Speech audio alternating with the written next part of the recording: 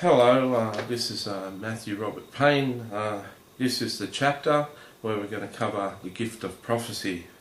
Now, we've covered word of knowledge so far, which is supernatural information about a person that you wouldn't ordinarily know without God's help. We've covered word of wisdom, which is knowledge that God gives you for a direction for a person or a church. So if they follow God's directions, everything will work out perfect. Word of knowledge and word of wisdom dovetail in together, because when you have the word of knowledge, that'll tell you the issue or the problem, and the word of wisdom will tell you the solution. Now, in the last example, I said the guy was getting ridden hard by his boss. Right? That was a word of knowledge. He needs to stay on for 6 months because there's going to be another job come up, and so he needs to stay on for 6 months because there's going to be another job come up. Is stay on for 6 months is word of wisdom, but there's going to be another job come up is prophecy. The reason why your boss is riding you so hard is so that you'll learn not to ride people that hard again. That's prophecy. Now I want to show you something.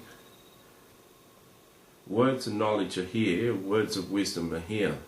If it's not a word of knowledge and it's not a word of wisdom, all the talking in between the words of knowledge and wisdom are prophecy.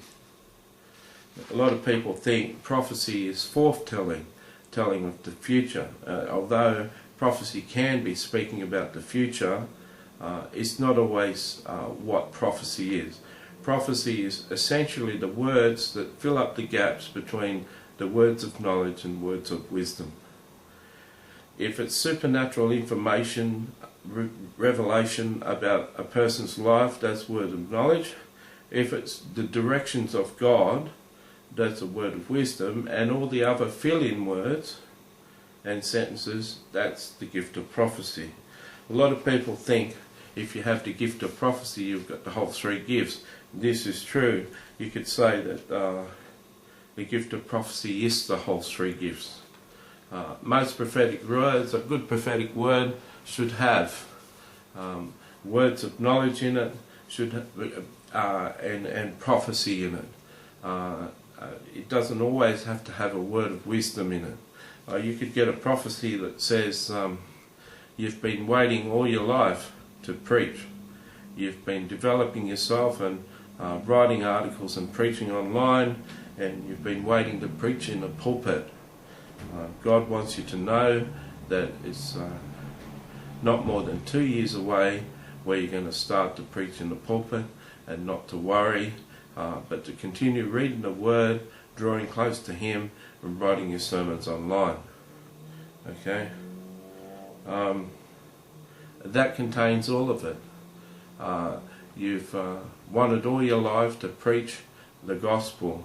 That's a word of knowledge. You've been writing articles, but you've wanted to preach in a pulpit.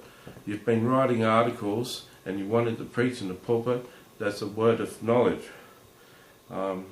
You need to continue reading the Bible and continue pressing on to God, and just wait for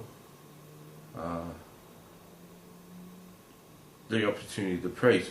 That's word of wisdom. And anything else besides what I said there is prophecy.